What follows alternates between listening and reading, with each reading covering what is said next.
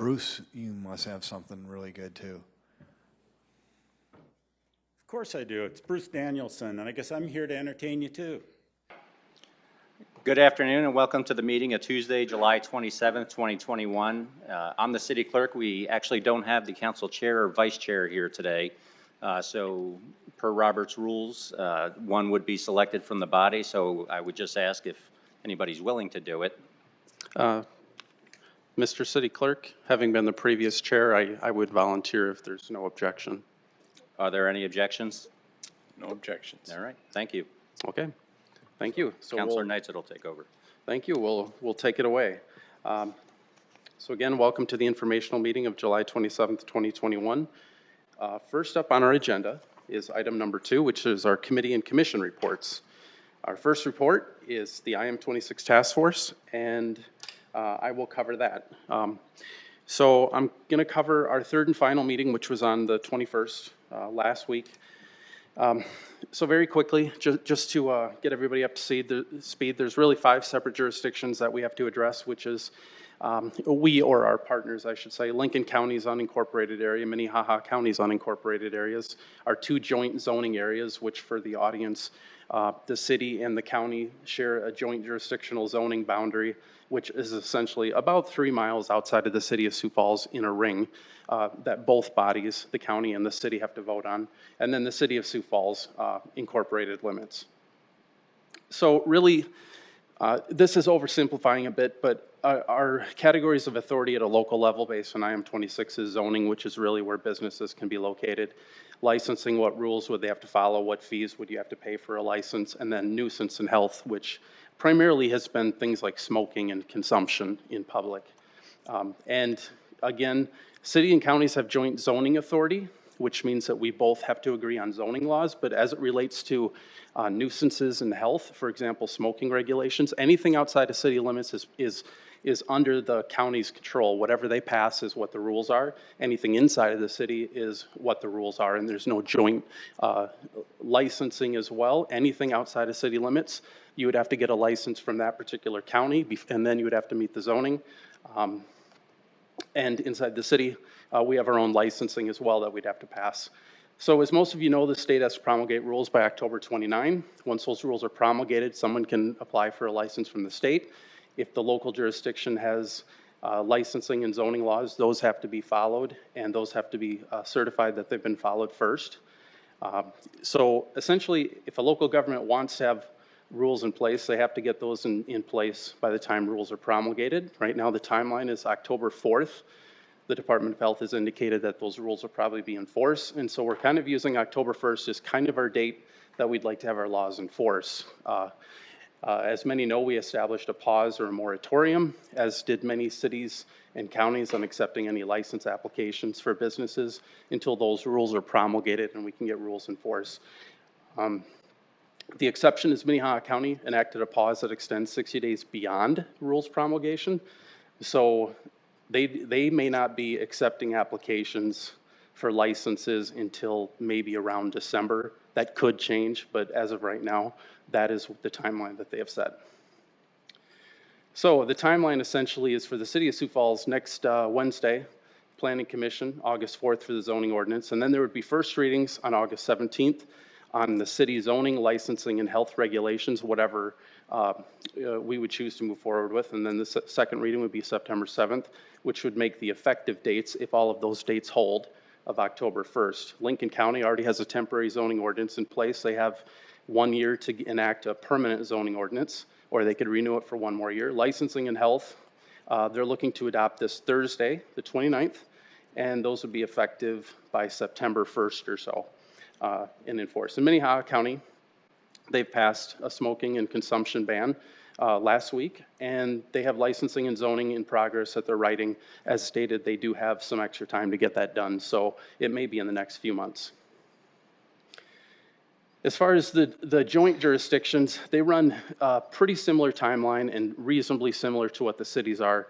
They'd start coming forward in August. You can see those dates for the 2 different counties to the joint planning commissions, and then there would be first readings and second readings through the city of Sioux Falls and those joint counties. The meetings would be held either here or potentially in Canton. It depends on what we end up scheduling and what works out for all of our schedules. So again, the effective dates of those would run into September or even October for Minnehaha, but again, since they wouldn't issue licenses until December, that timeline would still hold and work for the issuance of licenses and the state rules. So the goals of the task force, as we talked about it, was to try to find consistency where possible between the three different jurisdictions, understand where each of us were headed, share knowledge, define the timelines and the process to adopt the various ordinances. As you saw, there's a lot of different things that we have to get done in a certain amount of time.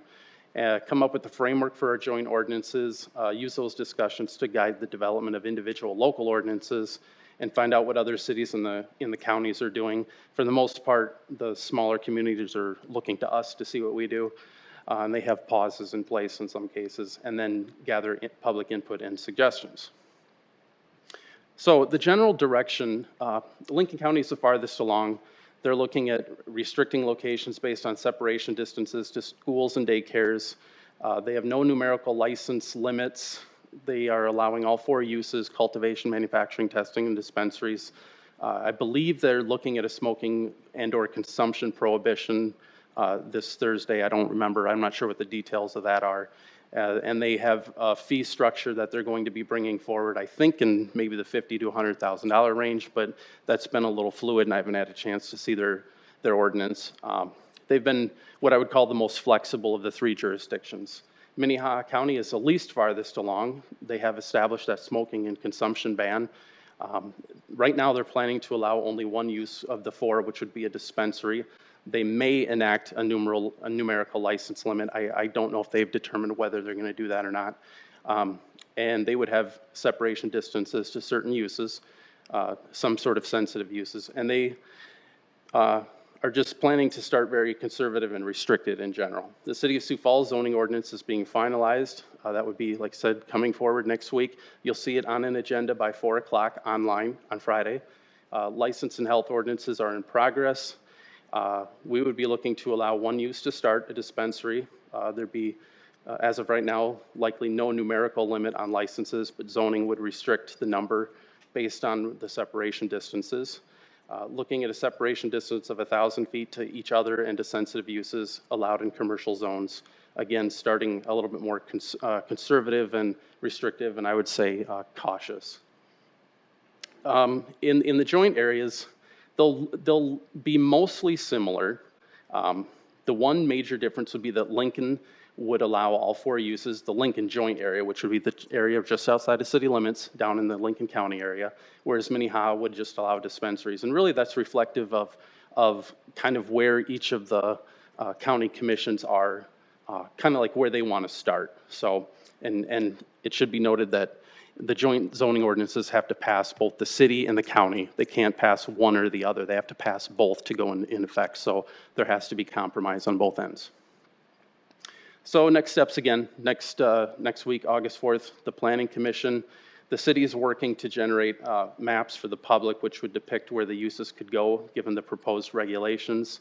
I think the maps will be very helpful to visualize and see what the effect of a given separation distance would be. License and health regulations would be probably online by Friday, August 13th for the meeting that would come on the 17th. And the license and the health would probably mostly relate to things like smoking and/or consumption in public, the same thing that you've seen in other jurisdictions. And all of those ordinances would be moving forward through August into September for an effective date, hopefully, of October 1st. But of course, dates can move, things can be deferred or amended. So, and I think that's it. So, lengthy report, but there was a lot to go over. So, any questions, comments before we move on to the next one? Councilor Starr. Yes, just so everyone in the room that's here for this knows that we're going to take public input at the end of the meeting, and they'll have 3 minutes to speak. We're probably hearing from Dr. Chima's group first in the health department. Just so that you understand, you'll have 3 minutes to offer your input on this item. And thank you for clarifying that. Yes, at the end of our meetings, we take 3 minutes of public input from, actually, 5. Excuse me, 5. Yep, that 5 minutes at the informationals. From anybody who'd like to speak on any subject that we talked about, and since we talked about IM 26, your input will be welcome after the vector control update. Anything else?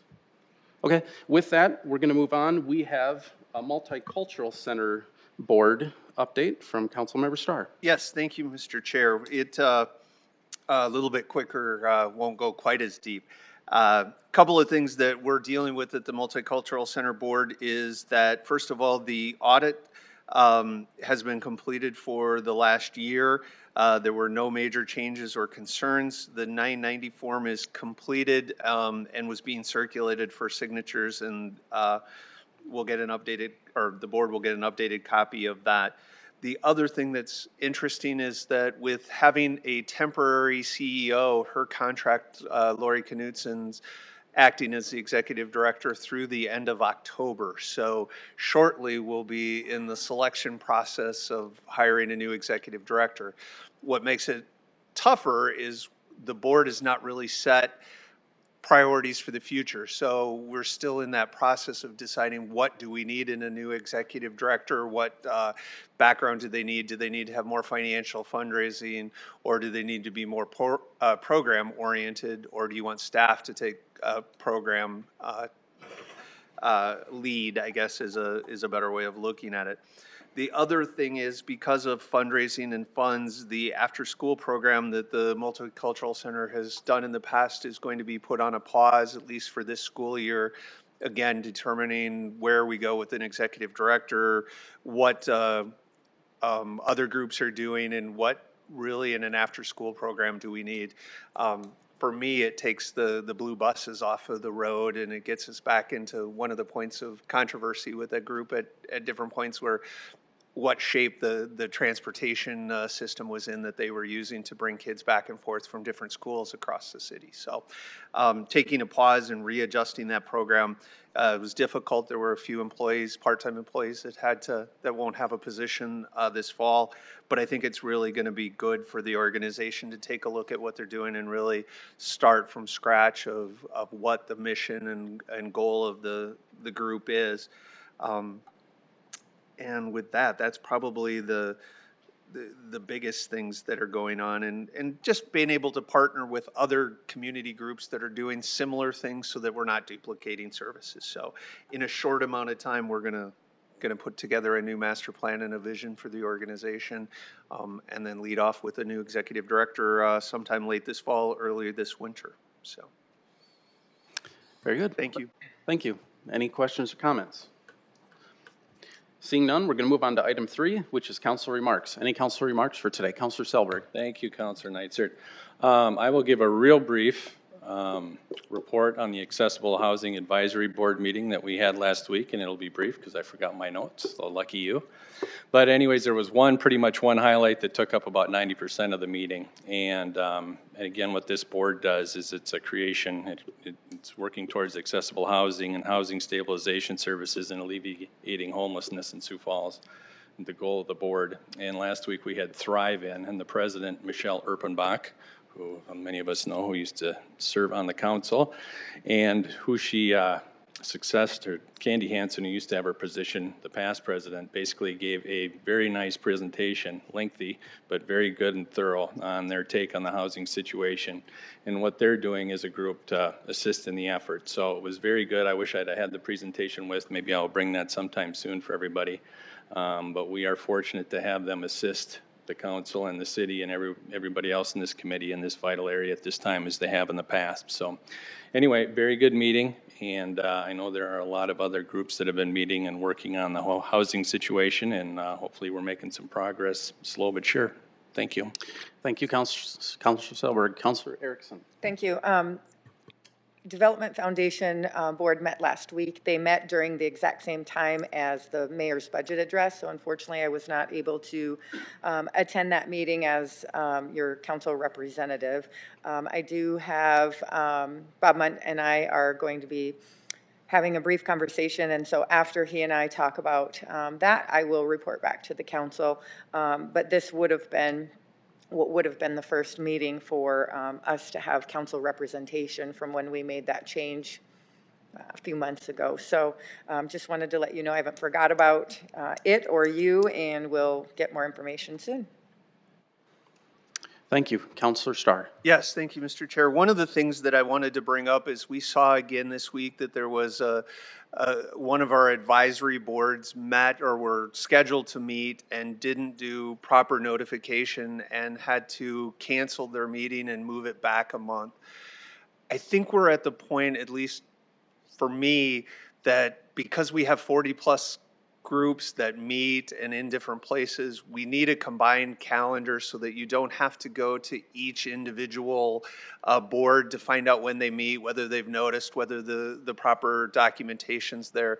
And it's hard when for groups to serve and volunteer, and when we don't take care of the administrative part of it, of properly noticing the public, it makes lots of people uncomfortable, and it was pointed out at least at different places that are there. But I think, one, the joint calendar, I think groups that meet monthly or quarterly would be helpful for citizens to go to one place rather than each of the 40 different boards to find out what they meet and what's on their agenda, and to go to what building where the notices are posted or not posted.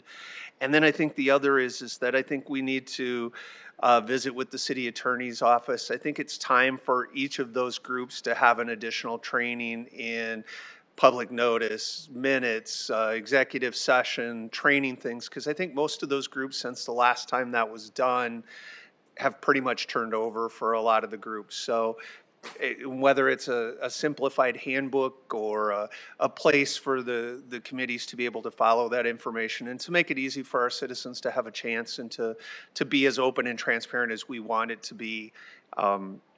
You know, this isn't the first time. I know there was another board just a couple months ago that didn't get their notification, and it's just one of those things that needs to be done. And I think we're short on some training potentially at this point to make sure that those things are properly noticed, and we include the public as much as they should be. Okay, very good. Thank you. Any other councilor remarks? Hearing none, we're going to move on to our presentations. Our first and only presentation today is a very timely and a subject of great interest, I know. It is a vector control update, and it will be presented by Denise Patton, our health program coordinator for the city of Sioux Falls. Welcome, Denise.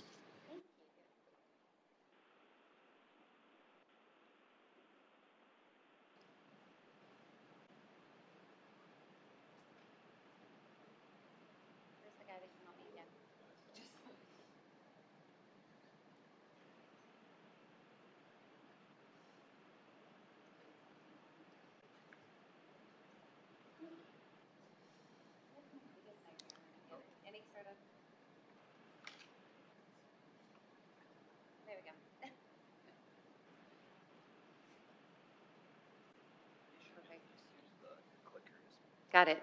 Oh, okay. All right. Well, I want to thank you guys for allowing me to do a little bit of informational output here for you guys. It's been probably 4 or 5 years since I've been here before. So yes, I think it is kind of timely, and I'm anxious to give you a little more information about our program.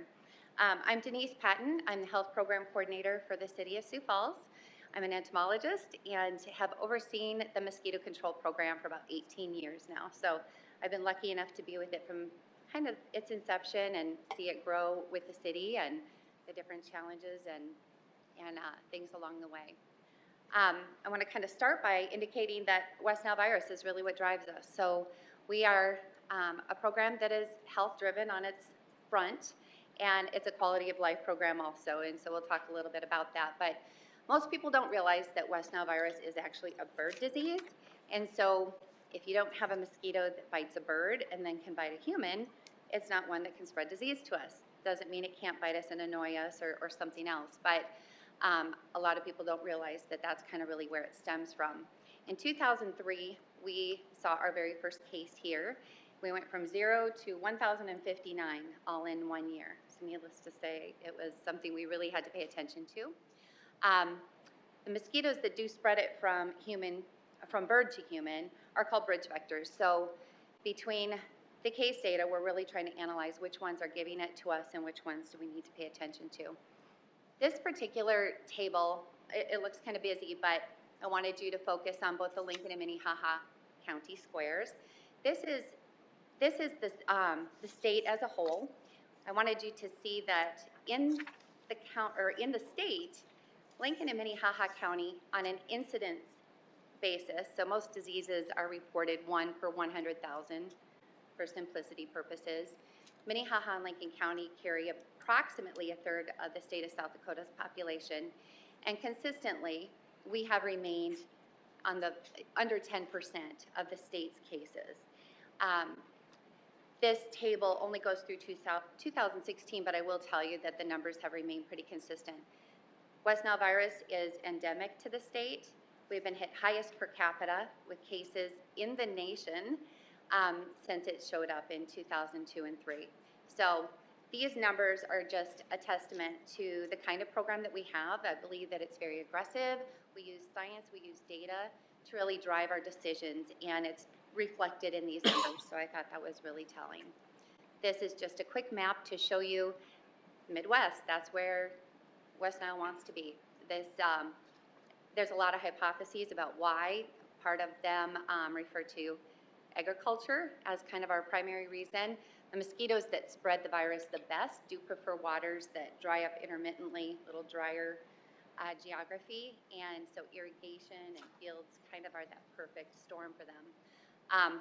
Also, as you can well imagine, it's a really dry summer right now, and we are seeing far more of our high-risk mosquitoes because of that.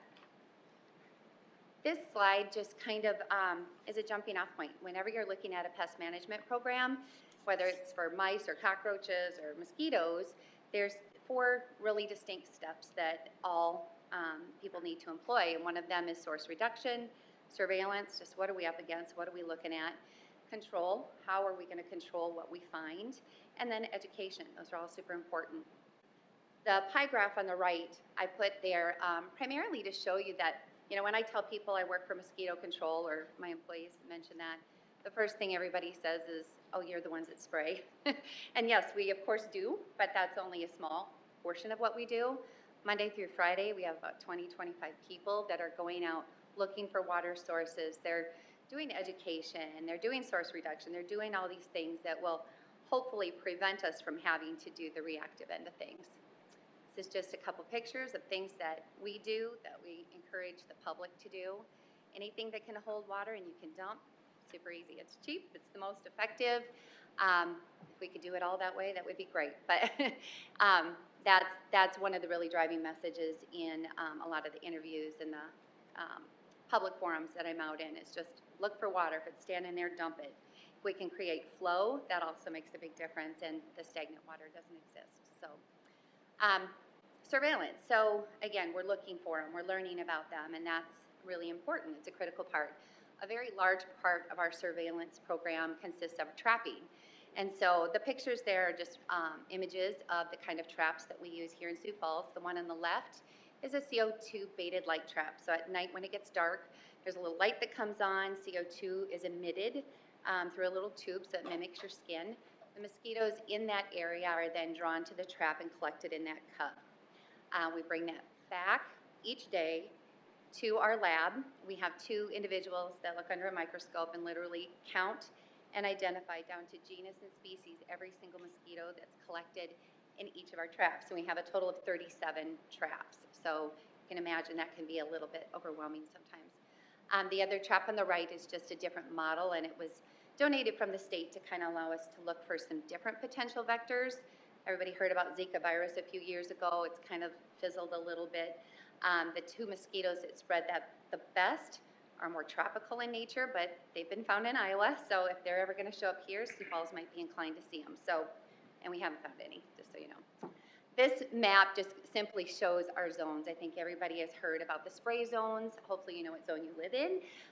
But all of these zones are just bite-sized pieces of the city of Sioux Falls. And we do that so that we can represent each with a trap and then really see what's going on. Obviously something down at Harmon Park could be very different than that up at Flying J, for example, or the northwest side of town. So we see very different kinds of mosquitoes and mosquito activity. when we are doing our trapping and evaluating, if just one of those zones is hitting really high, we may spray that or put forth additional surveillance or larviciding activities there. But if a third or more are really hitting those high numbers, we'll do a little bit more of a blanket effort. These two mosquitoes are the ones we worry the most about. So we have a total of 43 species of mosquito in the state of South Dakota. We see about a dozen of them on a regular basis. And these two are the ones that we're really focusing on. The one on the left is the Culex tarsalis. Culex is a genus, there's genus species, so we're doing the whole biology lesson again, but there's probably 5 or 6 different kinds of Culex mosquito in Sioux Falls. This is kind of our big dog. So that's the one that is going to be most likely to make you sick. And they're the ones that prefer this dry weather. So we're really trying to get out a message that wearing bug spray even now, when you don't think there's mosquitoes, is important. The one on the right is our floodwater mosquito, or our heavy biting nuisance mosquito. The Aedes vexans behave completely different. They usually emerge after a flooding event and bite people like crazy, but they're not as likely to give you diseases. This is just a lot of text, but I wanted to indicate that, you know, again, of the 43 species, we're looking at those 2. The high-risk mosquito, we do align these thresholds with CDC standards. So if we have 10 or more of the Culex mosquitoes in a trap 2 nights in a row, we consider that too many. The risk is high. So we might do additional larviciding, we might do additional adulticiding, spray, that sort of thing. The Aedes vexans, because it is a nuisance and not a health issue as much, but it is a quality of life issue. You know, in South Dakota, our summers are short. We want to be able to enjoy them, so we do take that into consideration. 100 or more in a trap 2 days in a row would trigger us to spray in that zone. And so that, along with case data, whether it's positive pools, that sort of thing, are all important. And I want to let you know that we do take all of our Culex species out of each trap, and then we have them tested at our lab for the presence of West Nile virus. Okay, this slide looks a little busy. I'll try to break it down a little bit more for you. But back in 2007, the state, several communities across our state did participate in a study with SDSU to evaluate when peak activity is of the species that we have here. And so the trap on the left just rotates every 2 hours. And those collections then were identified. So we could say, oh, there's a lot of this kind or this kind or this kind. On that graph there, you'll see the vertical solid line. That represents the average sunset time during this period, which was July 7th through September 17th, or I'm sorry, June 7th through September 17th. The bottom axis there, the x-axis, is just military time. The dashed line does show a peak between 8 and 10 o'clock, and then that solid line shows a peak of our high-risk mosquitoes, or the Culex mosquitoes, in that latter time frame from 8 to midnight. This is really important because it tells us when we need to put forth our efforts. We want to use our resources wisely. We want to use our time and our money and our efforts. You want to be out when you're going to make the biggest difference. And so a lot of this data was really useful in just guiding our practices. Another part of surveillance is obviously looking in the water. So in the day, our teams are out there looking in the water, looking for standing habitat. Once we do know where the mosquitoes are, we do put forth a ton of effort, and the larviciding and the pupaciding end of things. So if we can find them in the water, you can kill 100% of the mosquitoes in the water with very environmentally safe products that aren't affecting fish, birds, humans, even other aquatic insects. They're very specific. Usually they're strains of bacteria that all of them have, that we have, but mosquitoes don't. Or we just basically stunt their growth so that they can never emerge out of the water as biting adults. This is just a little egg trivia, because I know that's fun for everybody there. But the pictures there are of mosquito eggs. And so the picture on the far left is what they call an egg raft. Most mosquitoes will lay their eggs in clusters like that. That's probably 200 eggs. And it really only needs about a tablespoon of water for all of those. If that water could stay there for a full week, they would emerge out of that small amount. The picture in the middle is our Aedes vexans eggs. So the ones that I was telling you about that come out in big, huge groves after rain events. This is why. They lay them in little single eggs all over mud and areas that aren't wet now, but will be, flood periodically. So the sides of ditches, etc. When we get a very large rain event and they're submerged under the water, within 30 seconds they will hatch. And if that water stays there for a full week, we can anticipate that in 5 to 7 days they're going to come out, and there's billions, because those eggs can sit dormant for up to 2 years on the ground. So when it rains, I know in a week I will be getting calls. I'm sorry, Denise. Denise. They're just telling us that we need you to move up a little bit so they I'm catch sorry. you on the Okay. microphones for Nope, the television. That's fine. I usually Thank talk you. really loud, so. The last picture then is just a different species of mosquito. It's an Anopheles mosquito, malaria, those sorts of things. We do have them here. Luckily, we don't have the diseases they spread. Obviously, we're spending the bulk of our time looking for preventative ways to make sure that we don't have to spray, that we don't have to do those things, but we're never going to get to all the water, all the time. So when we do have to spray, there are a few things that we do have to take into consideration. I know I hear it often. It would be really nice if we knew a little bit further in advance, and I wish we could. The problem is that, we collect our traps. The next morning they're identified. As soon as my lab says, hey, this one trap is high, then I look at the day of the week and I say, okay, is it kind of early in the week? We try to stay Monday, Tuesday, Wednesday, Thursday. I don't like to go out on the weekend if I can help it, but of course, if we had a public health scare or some reason we would have to, then we would. And like 2 times in the last 18 years, we've gone out on a weekend. But, so I'm looking at the day of the week, and then I look at the weather. What's the temperature? Is it raining? Is it too cold? Is it too windy? All those things matter. And then if all those pieces fall into place and I feel like I can spray, we will get somebody signed up and we'll get a notification out. We try to do that by 1 or 2 in the afternoon. If I were to know later in the week, it wouldn't do a lot of good to put out a notification on a Thursday or Friday saying, hey, we're going to spray next week, because we all know the weather can change 100 times between those 4 days. And, we want to be timely. We want people to remember, and that would be useful. The last step in that integrated pest management program is probably one of the most important ones, and that's educating, being out there, having opportunities to get people good information. We do have our press releases and our notifications when we spray. That's just one form of it. We do try to keep our website up to date. There's always new resources, new information. We try to keep that current. Channel 16 has been a really great resource for us to get out some YouTube videos and short little clips and interviews and things like that. And then we do go into the parks when they have concerts and events and try to distribute coloring books, educational brochures, answer questions, and just be a presence. And even in arenas like this where we can get in front of individuals and share some good information. So that is it for my presentation. We'll land there. Okay. Thank you, Denise. Let's open it up to questions, comments from the council. We'll go to Councilor Starr, and then we'll go to Councilor Selberg. Beat you by that much. Thank you for being here today. I know one of the reasons that you came was we've had some citizen comments and interest in how the spraying program specifically works. Can you flip back to the really busy chart that you had? The busy chart, okay. The busy chart, that's how we'll Absolutely. identify it. This one. I'm sure there's a title that I just missed, but That's okay. are we needing to creep up earlier into the evening? Because that's where we've had some concern from citizens where they've said that, hey, it's earlier and earlier, and then they're trying to make a correlation that is that affecting bees or butterflies before they go to bed for the evening. So as I get into my technical entomology, Okay. biology by the time we're done, but talk to me a little bit about if you have enough resources so you don't have to creep earlier in the evening, or if we need to add to that part of the budget, or are we doing it when it's the most effective to get the most bang for our buck, but again, considering balancing bees and butterflies. Got it.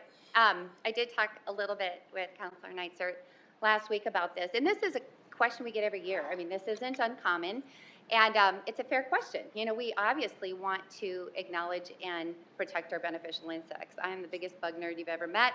I love them more than anybody. So, no, there is time frames where bees and butterflies and other beneficial insects are at their peak.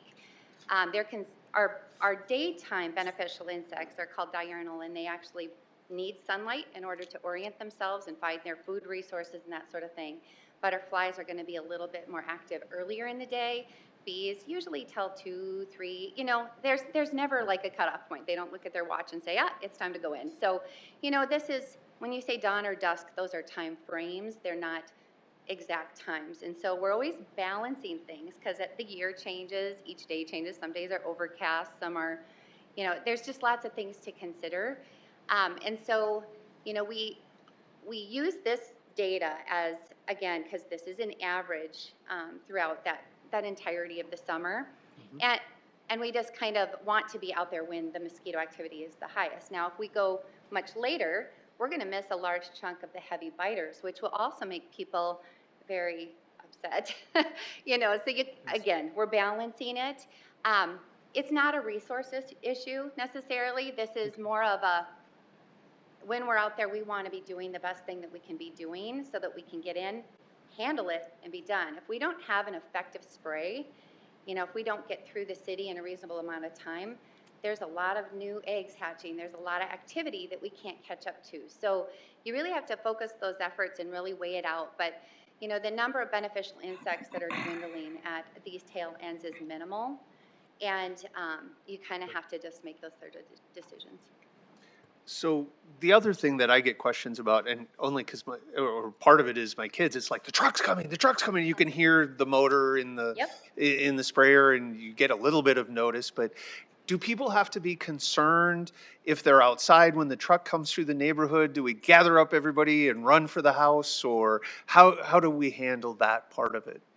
Once again, we hear this all the time, and it's fair. Come forward just a little bit. I'm sure I'm sorry. you're Is this drifting better? out at least. Okay. Yeah, I can hear a little bit. No, the product that we're using in the back of the trucks is incredibly safe. It's not going to hurt you. Now, I will never say that absolutely every single person is the same. If you have a concern or you're unsure or for whatever reason, please make the decision that's right for you. I will tell you that those spray trucks have a nozzle on the back of them that shoots the product out into a billion tiny little particles. Those particles will make a cloud that hopefully a mosquito will fly through and come into contact with. If it doesn't, within about 15 minutes, that cloud settles to the ground and it breaks down in the environment within, an hour. And then it's no longer helpful at all. When we are doing those sprays, less than a teaspoon of active ingredient is distributed per acre. And it's crazy what a small amount you would need. But again, a mosquito is this big, and a human's much bigger, and a child and an animal. So it looks ominous because of the carrier oil. Well, there's either oil or water. This year we're using a product that has a water carrier to it. But we want to see that cloud because it helps our sprayers and citizens know where it's at, so we can keep track of it. But it's incredibly safe. But again, through notifications and stuff, we encourage people to make the decisions that are right for them. Thank you. Thank you. Counselor Selberg. Thank you, Councilor Neitzer. Great presentation, very informative. A subject that you don't hear a bunch about. I mean, it's not a sexy topic or whatever, but it's so important how it's done and when it's done. I've got hours more if you want to hear it. We'll meet later. We'll have coffee. How many folks work for the city in just this area? Pardon me? How many folks in the city work in just this area, work for the city and do this? In on this? mosquito control? Right. I have about 23 people this year. Usually it's between 20 and 25 individuals that work for me. Okay, 23, and they're all full-time, and None of them are full-time. none are, okay. No, I'm full-time and that's about it. We have seasonal staff primarily. So some retired individuals, some college students, our typical seasonal staff.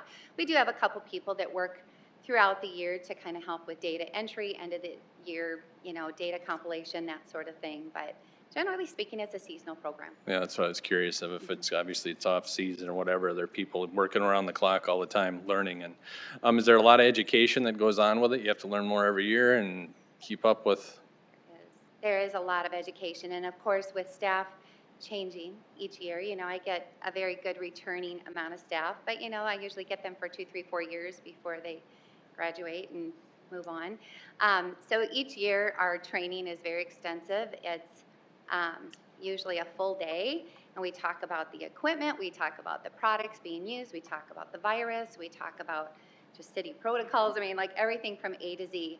On the flip side, everybody is required, if you're going to apply pesticides for a public purpose, you have to have a certification, and that's given through the state, and it's good. It's a license that's good for 2 years, but they do have classes and things that you have to maintain in order to maintain licensed. And so yeah, there's a lot of different venues where we try to keep people in the loop. And like I said in my presentation, there is new things out there all the time. And so I try often to share new hot news with people and try to get information even to my staff. So Oh, terrific. Final question. I mean, how much feedback do you get? Do you get a lot of complaints? Do you get a lot of input? I mean, we all tend to be experts in a lot of areas around here. I mean, is it always you're doing it wrong, you're spraying too early, you're doing it too late, don't spray it? I mean, do you get a lot of these type of things constantly?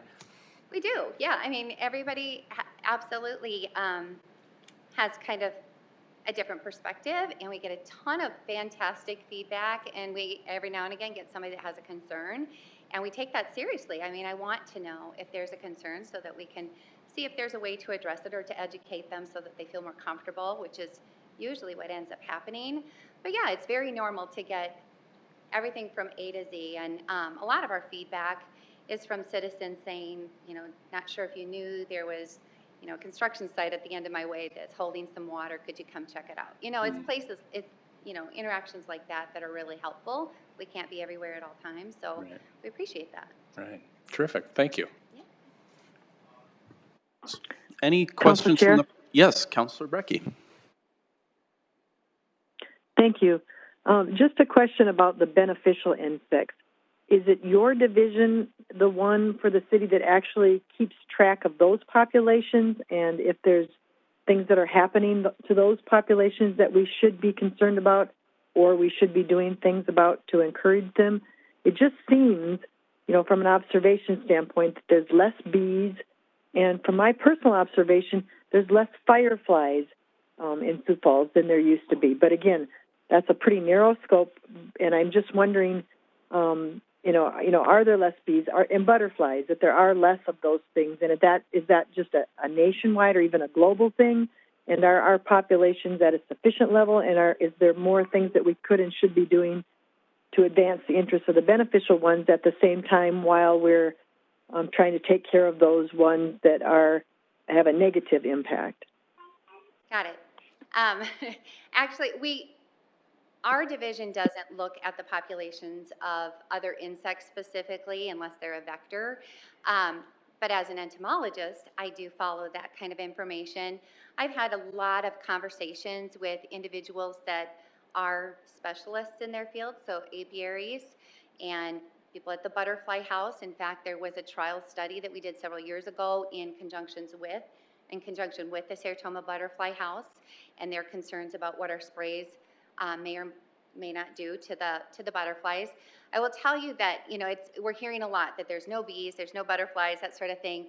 It's hot this year. It's very hot, it's very dry. Most of these insects require plants and they require flowers and a lot of things that are struggling right now. So overall, that is the driving factor for the lower numbers. You know, there are obviously groups and things that look at those insects a little bit closer, but I think there's a lot of great community partners that do, again, like the Sartoma Butterfly House and some of the apiaries and stuff that can, you know, always give us a little bit more information, and I encourage you to do that. I think it's fascinating.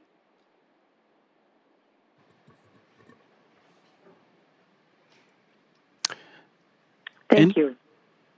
Any other questions, comments from the council?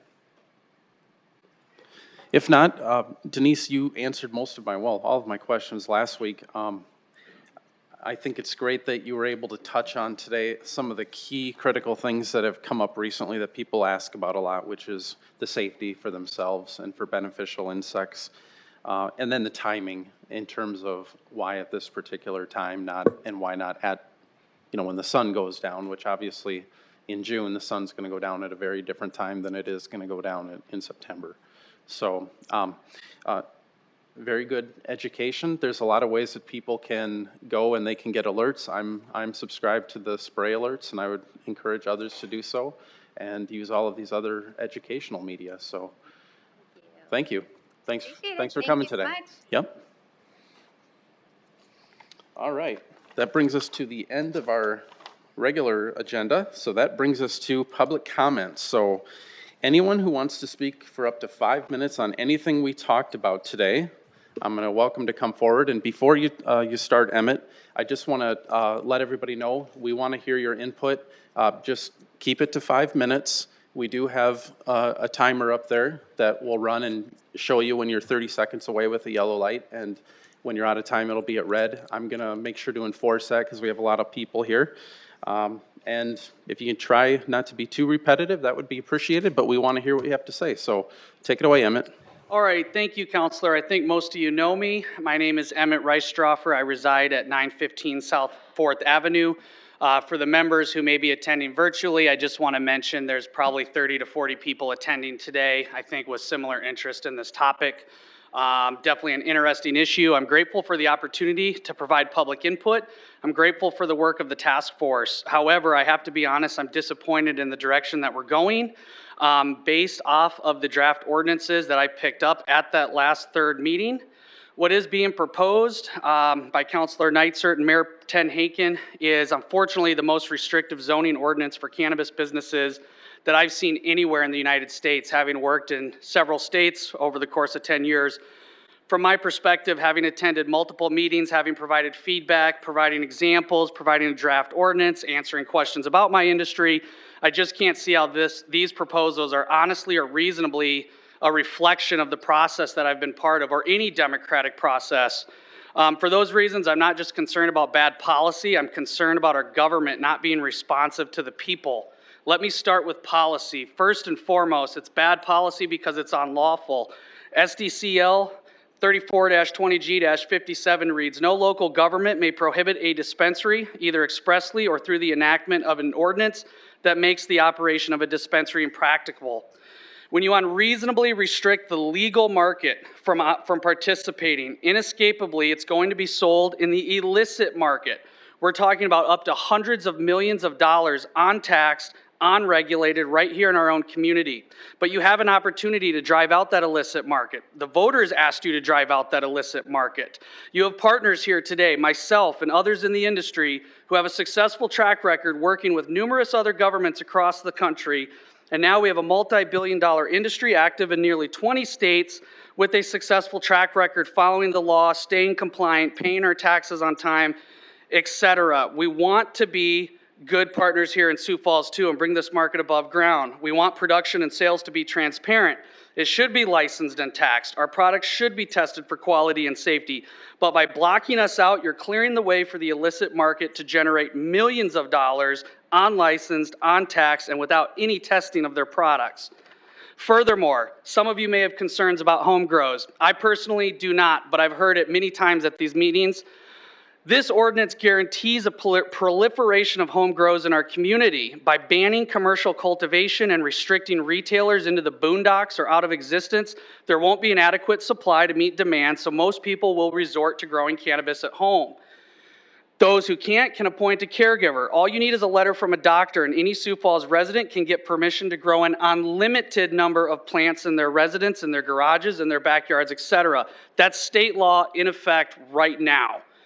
It won't take more than another 12 months if we don't have a handful of accessible legal dispensaries. Instead, we'll have a handful of grow equipment stores and thousands of homes in the city where people are growing their own medicine. It doesn't make sense to me, despite your own concerns, why you would want to incentivize that. So in summary, it's bad policy because it's a continuation of prohibition, it's a continuation of the illicit market, and would allow proliferation of home grows. However, this isn't just bad policy, I think it's bad government. We know where the voters spoke on this issue, almost 80% in support. Let me repeat, this is not good government. Good government is responsive government. I believe in it, I've been part of it. I've been in work groups and task force in other places. I've even served as a municipal official. So I believe you know where the voters stand. What I'm ultimately asking you to do today is to have a zoning ordinance that zones cannabis businesses, but what's being proposed is a de facto ban. I've searched over 50 locations on Google Maps, only 2 of which could meet the criteria. One is out by the sewage treatment facility. The other one's behind the airport. That is not reasonable. You have one job, that is to regulate time, place, and manner within the confines of state law and with direction from voters. So with that, I said I've been part of the meetings. My question to you is, no churches have showed up and asked for this. No daycares have showed up and asked for this. Who's asking for it? I think it's pretty obvious it's Mayor Paul Tenhaken and the administration. I don't want this to become political. I've had a good experience working with stakeholders, attending the meetings. We shouldn't let it turn into a political debate. Again, we've already debated and decided this issue. Let's do something reasonable. So specifically, I'm out of time. I just want to ask that you remove the setbacks on single dwelling residences and remove the setbacks on parks and churches, or at minimum, reduce those distances so we can open up Minnesota Avenue, 41st Street, places where people will have locations that are accessible, convenient, and familiar to them. Treat it like medicine, please. That's all I ask. I'm out of time. Thank you. Very good. Thank you, Emmett. Anybody else who'd like to speak on this subject? Come forward, sir. You could just give us your name. My name is Jason Karimi. So I've been a cannabis activist for about 10 or 12 years. Emmett touched briefly on politics. I want to talk about law.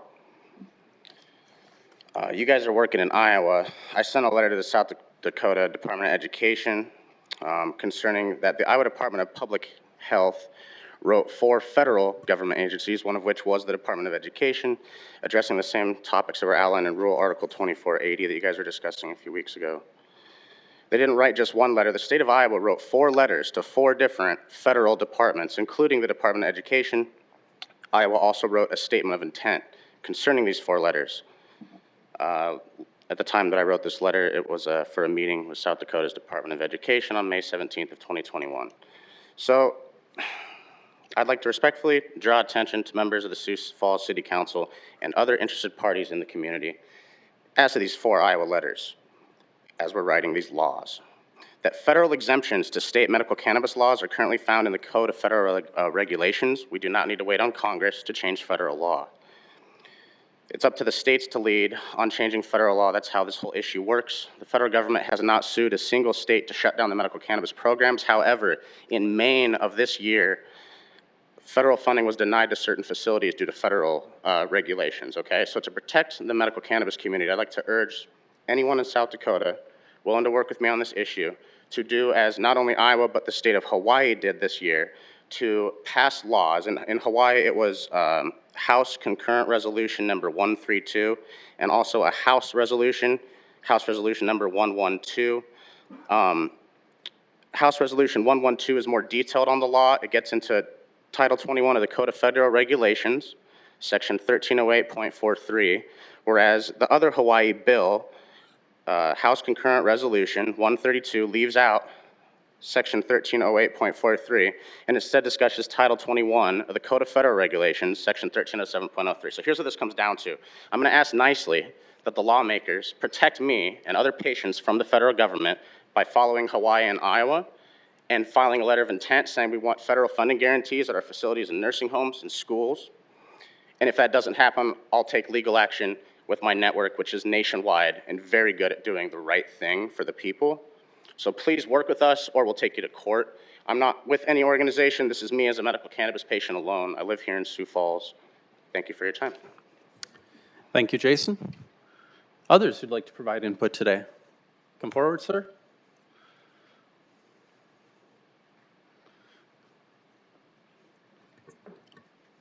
Welcome. Good afternoon, all. My name is Matt Jorgensen. I am the Chief Executive Office of Cannabis Chem Labs, and I am here today to talk to you on a little bit of a different tact on this topic, and that is the testing. One of the things that you have glossed over in all of this is that you're focusing on dispensaries, however, you're not focusing on public safety. The testing of this material is what we do at Cannabis Chem Labs. A little bit about my background, I come at it from the public safety standpoint. I spent 18 years in law enforcement as a forensic scientist. I've run 2 different crime labs, and that is what I'm applying to Cannabis Chem Labs, is that transparency and that public safety driven focus on following the rules. We want that certificate of analysis to mean something. We want these patients to have the safety and the ability to do so. And by not allowing testing facilities in the city of Sioux Falls, you're pushing us out, to use Emmett's term, the boondocks, where qualified talent, chemists that we're going to want to hire are not necessarily going to want to live.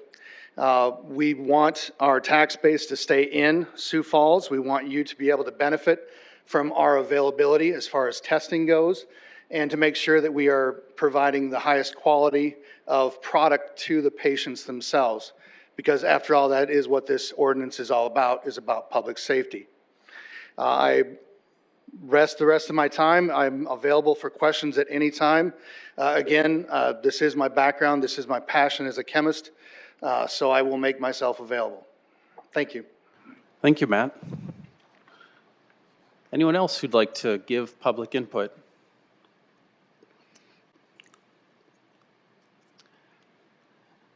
Welcome, Rose. Hello. How are you? Good. Good. Rose Grant. I'm here, you know, my husband and I, we have a Wheelchair Express, and we have a number of our riders who live downtown, the Tower David and Vita Plaza and the Y. And the way this ordinance is written, there will be no dispensaries downtown. There's not gonna be any dispensaries on the bus routes. You know, I really wonder how that's gonna work. There's not gonna be any way to give them the product without getting them in the building. If there's no drive-through, no pass-through. I think that these restrictions are just way too much. I would, you know, from my office, I can see a liquor store, I can see a daycare, I can see a casino, and I can see a place where they're serving beer. And none of this has come to fruition, that it's all gone to hell, so. Anyway, and as a person who has some commercial properties, I don't like being boxed out of this new business. I mean, Center City needs to have the business if we're gonna keep up our stuff, so. I would ask that you relook at these. Thank you. Thank you, Rose. Others?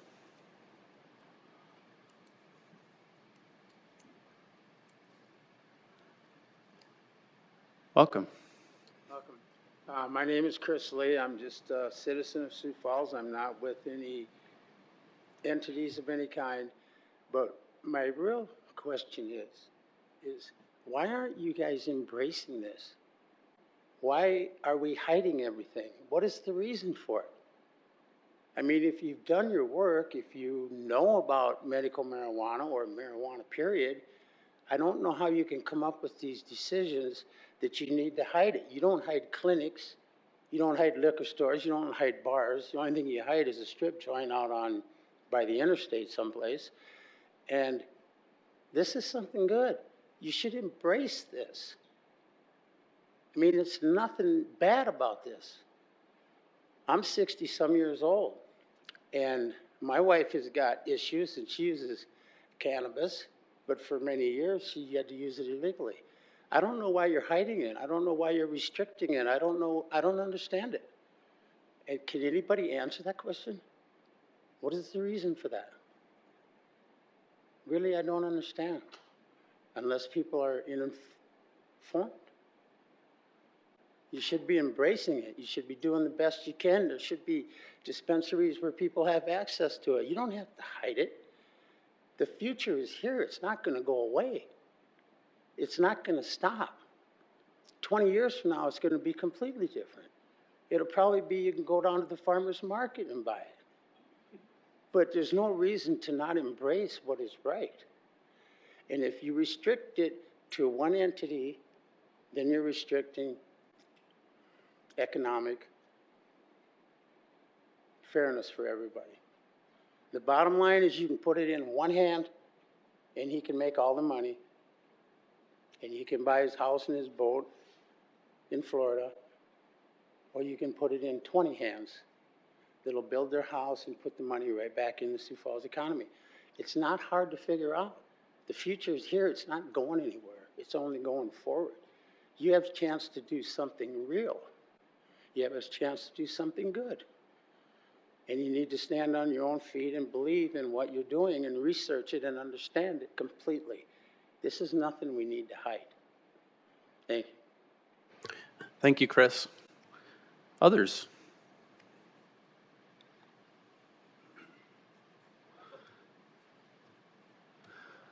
Welcome. Good afternoon. My name is Seth Pierman. I'm the Attorney General for the Flanders Santee Sioux Tribe, but I also live in Sioux Falls, so I'm also a citizen. So just make that note.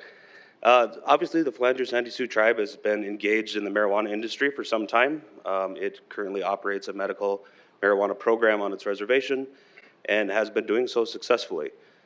We have over 2,000 registered patients, and they are able to get marijuana products in a timely, orderly fashion. Those products are safe, and they are great for the people who really need them. I think when we're looking at this, we need to look at not necessarily a method to restrict business, but to enhance the ability of patients to get medicine. The biggest impact that I see in this is that based on the overall aspect of eliminating all of these other ancillary businesses, which are not common in other state ordinances, like your churches and your daycares, those sorts of things, it might actually be good for us because I'm not sure that any place in Sioux Falls can open a dispensary and successfully operate. But the tribe has always intended to make products available to everybody and therefore would obviously like to participate in the Sioux Falls market. If you look back at the guidance from the Department of Justice that was issued in 2014 called the Cole Memo, which I know you've probably all read by this point, the first tenet that it laid out was that it said that it must have, sorry, my notes, it must prevent the distribution of marijuana to minors. And in doing so, we think that it does make sense to include schools in your zoning ordinance, but it does not make sense for all of the other, churches and that sort of thing. This is also reiterated in Federal Law 21 USC 860, which is titled "The Distribution or Manufacturing in or near schools and colleges," which is created the 1,000-foot distance and enhancement of criminal penalties for individuals who were selling controlled substances within those specific zones. Makes sense. We don't want kids to have these products, so we would suggest that that would be the exact method that this would follow and that we'd remove those other provisions. In the event that there is a 1,000-foot requirement between dispensaries, we think that you may be inviting litigation. It's challenging to develop lottery systems or first file type operations for dispensaries within 1,000 feet of each other. I know there are people and businesses who own property in Sioux Falls who would intend to use those properties for this venture, and it would not be fantastic for us to be fighting each other to open dispensaries in property that businesses already own. Secondarily, in the event that this does arise and people do get dispensary licenses, there should be almost a method to prove that they have the ability to sell marijuana. Everybody is, I'm sure you've got a lot of calls about this, have constantly said, we want to get a dispensary going. We want to get this dispensary. What do I need to do to get that? Well, to have a dispensary, you need to have marijuana. And although there's not cultivation in Minnehaha County, there are other places where there will be cultivation. So we do need to keep in mind that if you're issuing a license to a dispensary that doesn't have the ability to source marijuana, it's a wasted license and could end up having somebody who actually does have the ability to sell marijuana from selling that to products or selling those products to customers.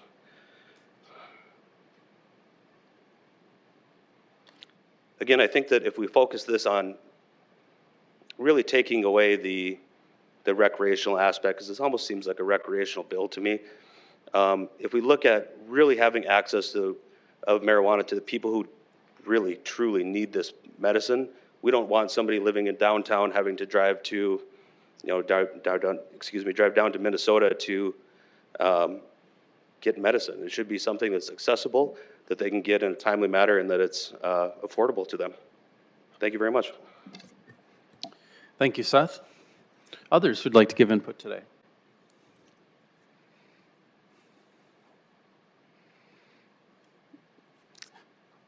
Lisa, nice to see you again. Hello, how are you? Lisa Nolan, just speaking on my behalf and looking to talk about just the overregulation. We know that oftentimes overregulation and overtaxing hurts the businesses and it hurts consumers, in this case, patients. So I just urge you to have common sense type of regulation. One of the things that we see here is an opportunity to create a legal marketplace And that legal marketplace can help small businesses thrive, and it can also help patients and consumers. So I would just encourage you to continue looking at less regulation and look at some common sense type of things, but oftentimes it's that overregulation that causes harm. Thank you.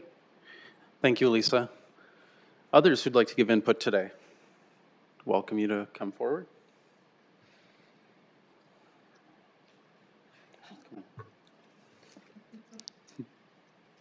Good afternoon, counselors. Thank you for taking public input today. To be really blunt, my name is Christopher Reistroffer. I'm sure you heard from my brother a couple minutes ago. I think some of the reasons that individuals like him are very passionate is because of cannabis patients like myself. Openly, I think a few of you as council members know me as a respectable, honest, community-engaged civil servant. Someone that cares about the growth of Sioux Falls, that cares about our children, that cares about our churches, that cares about our schools, someone that's actively involved. When Emmett talks about patients and making marijuana readily available to patients like myself, we're not necessarily trying to promote something that has relations to shenanigans or to I think a hidden lifestyle that I think the council members, with some of the opinions that you're sharing, moves medicinal cannabis into that section. And I say that as someone, when I was 23 years old on 41st Street, in front of the Timber Lodge, I was riding my motorcycle and I was run over by a van. I literally had to go through multiple surgeries, and to this day, even in the back, I struggle to sit because of my damaged T12. As a dual resident of Sioux Falls and Las Vegas, Nevada, I've had the opportunity to consume marijuana in an environment that does not question my moral compass or my moral code. By all definitions, I'm a Boy Scout. I make my bed. I don't drink alcohol. I don't smoke cigarettes. I'm very dedicated to my physical health, and I really pay attention to making sure that we keep substance in general away from minors and individuals that can utilize it as a poison, something to harm themselves. But I encourage you as council members to really think about, when we're putting these zoning laws together, is it appropriate for someone like me that sits in pain 24 hours a day, someone that wakes up multiple times a night because I have to change my body's position because my pain in my back is so damaging that I can't think through it. For me, trying to avoid substance, when I had my accident, I was prescribed oxycodone, and because I wasn't thinking about speaking, I'm forgetting the other medication that I was given. But what I will tell you, council members, those pills that I was prescribed by my doctors in South Dakota, they made me dizzy, they destroyed my stomach, it dramatically impacted my ability to eat, which affected anxiety, it affected depression, you name it, that all spawned from my accident. Now, I have learned in living in other communities as a dual resident of Sioux Falls, such as Las Vegas or in California, that for me to be able to walk into a taxed, a regulated, a legitimate business to purchase either edibles or ointments that I can apply to myself is not only convenient, but it's helpful for my health. And I really think removing the stigma that we have placed around marijuana or marijuana consumption is really important. And I don't ask you that out of self-interest. It's just I know that on the scale of where cannabis helps folks, there are other folks that are facing cancer or other types of debilitating seizures or other debilitating illnesses or damages to their body where cannabis actually genuinely does help. And so I just thank you so much for hearing the time today. And I remind you that when you hear from folks that are impassioned, like folks like my brother, God bless him, he's passionate because he sees how cannabis has impacted individuals.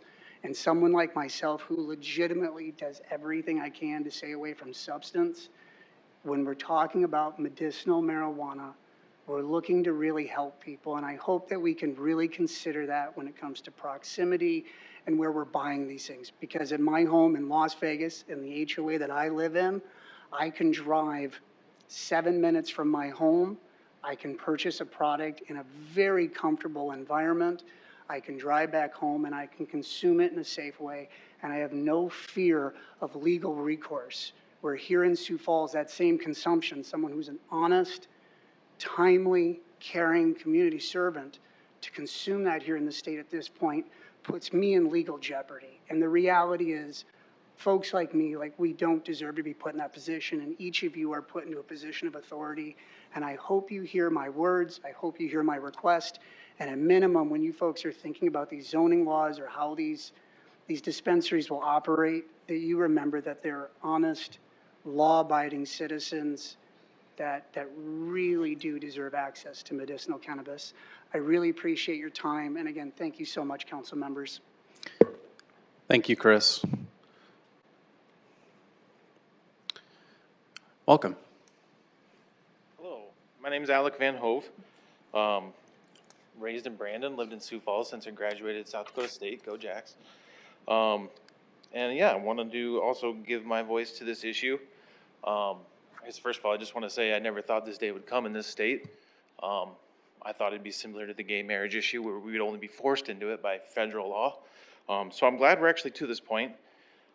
This is also my first meeting attending one of these. I'm already picking up on the vibe that we like to reinvent the wheel, though. Not sure why that is. Starting things over from scratch. We're not the first state to do this, so I don't know exactly what studies were done or what other states were consulted. Meta studies to show ordinances that have been placed other places, other states, other cities, to show that these restrictions are unnecessary. First of all, I want to say it's not applying an even standard to businesses across South Dakota or Sioux Falls specifically. I don't see any reason why a dispensary shouldn't be allowed in the same place that there's a liquor store. I'm not sure what makes churches so special that we have to protect their delicate sensibilities. At my job, I can't apply an uneven standard to the quality checks that I do. If I do that, I'm going to lose my job. I got to bring this up because we're in a very red state and a red city where we love free markets. I mean, this is not allowing a free market. It's putting in some of the most restrictive ordinances, as Emmett mentioned earlier, in the entire nation. So I think that's a little hypocritical of the task force to try and put such stringent regulations on this. I'd like to bring up an example in Breckenridge, Colorado, where they tried to do the same thing. They forced the dispensaries on the outskirts of town. And one shop didn't want to do that because they had a great spot downtown.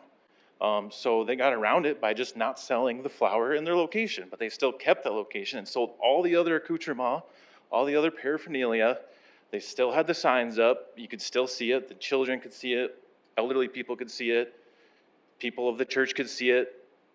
It doesn't change anything. People don't walk out of dispensaries holding a giant bag of flour, waving it around so that the kids can see it. I still have to drive by bars and casinos to take my daughter to dance class. She doesn't go out drinking and gambling on the weekends. At what point does it come down to good parenting? At what point, if your kid says, hey, what's that business? Do you explain, that's a bar, that's a casino? Parenting. It's up to the parents to explain what that is. So yeah, my two asks then are to join in with Emmett and say, reduce those distance requirements. They're nonsensical, and to stop being scared. Thank you. Thank you, Alex. Welcome. Scott Harrisman, Sioux Falls. I can tell you why these people are here complaining about this is because we have a problem with our city government. They hate transparency and they're authoritarians. They were going to make these rules. We were not going to be participating in it. And they really don't care what we think, because they believe marijuana is morally wrong. That's the facts. You want to know why I know that's the facts? Because these meetings that they were having were done at 8 o'clock in the morning on a Wednesday or Thursday morning. How many of you who work could have made a Wednesday morning 8 o'clock meeting? None of you. They did that on purpose. They also did it at the library where you have to pay for parking, and there was no recording of this public meeting. So if they were so concerned about your opinion about this, wouldn't they have done the meeting at night? Wouldn't they have done the meeting here? Wouldn't they have done the meeting recorded? Wouldn't they have done the meeting and put it on YouTube? Nope, because they don't care about your opinion. They are going to get sued. I saw what they came up with. They're going to get sued. There's going to be petition drives, and this is all going to be overturned. It all starts with simple things, folks. We can come up here and we can complain all we want about how bad this is. We know it's bad. I laughed when I looked at it. 1,000 feet. Give me a break. You can't have a dispensary anywhere in this town. It was done on purpose. It's bad because they don't take input from the public and they don't inform the public what's going on. They hide. They hide like little rats in holes and do this stuff. That's what they do. Because they know if they would have had these meetings out in the open, there would have been tons of pushback on this. And it would have been way different. That's why we're having this fiasco circus in Washington. They didn't want the January 6th commission because it would show exactly what happened. That's why these meetings were done in the morning, so none of you could be there or attend them. And now we have to come to this meeting and explain to them why it's so bad. I mean, they had to cancel a meeting yesterday because they couldn't even post a 24-hour advance notice on the agenda item. I just don't understand why they don't get it. There's just certain things that are just very simple in governing. You post agendas, you do things in public, you do things in open, you do things transparently. It's disgusting. It's getting worse and worse and worse and worse and worse. Pretty soon they're going to start having the meetings at 2 in the morning in the basement of City Hall. Probably wear hoods. Have little candles in the corner. Hope that nobody shows up. I mean, really. Was there any reason why those meetings couldn't be held here and recorded? No, there was absolutely no reason. The city council has control over these chambers. Did you know that? They don't have to go to the police. They don't have to go to the city clerk. They don't have to go to the mayor. They can have a meeting here whenever they want to. They have that control. But instead they did it at 8 in the morning at the library you have to pay to park. Interesting. And for the other topic, I learned a lot today about the mosquito spraying. But I still didn't get the answer and the question that everyone's been asking. Why are we spraying pesticides on people in broad daylight? And I'm sorry. Pesticides are not safe. It's not safe to be sprayed with a pesticide. If anybody tells you that, you're crazy. Ask all the people who got cancer from using Roundup that was supposedly safe. We still didn't get an answer. We got a lot of talk about a lot of stuff, but we never got an answer of why we're spraying people with pesticides in broad daylight. And we probably never will get an answer. That was all smoke and mirrors earlier to make us all feel better that we're protecting us against wet snow. We don't even really need to spray for it. They're doing all kinds of things that are environmentally safe. And you can protect your backyard with all kinds of things yourself. We don't really need to spray, especially this year. I think I've seen one mosquito all year long. One. It's just too dry. They're not around. Anyway, thank you.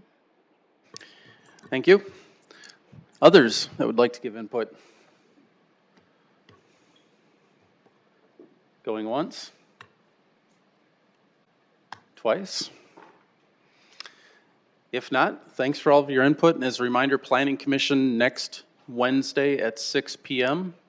will be the zoning ordinance on the agenda. Thanks for coming tonight. Have a good night. This meeting is adjourned.